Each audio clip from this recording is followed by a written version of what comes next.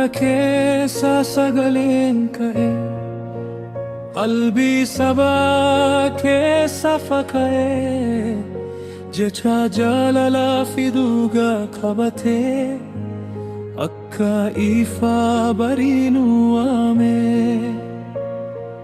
Yaadannoo kee keessa jira, sirbii kee har'a illee dhaga'ama.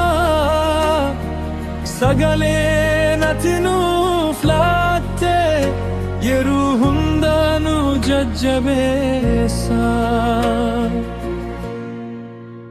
Haa kaaluu yaadannoo keenya, maqaan kee qalbii keessa jira.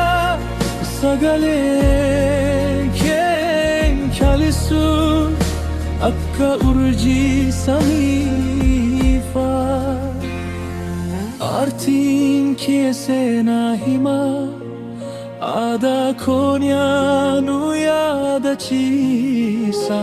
Garan namaa yeroo dhaga'u, miira gadi fagoo keessa seena. Biyyaaf sabaaf namaaf jaalala keessa faarfatte, hara illee dhaluun ni dhaga'a waan ati nuuf dabarsite.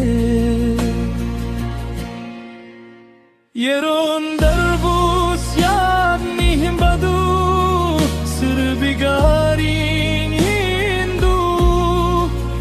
Sagaleen dhugaa keessa ka'e bara baraan ni jiraatu.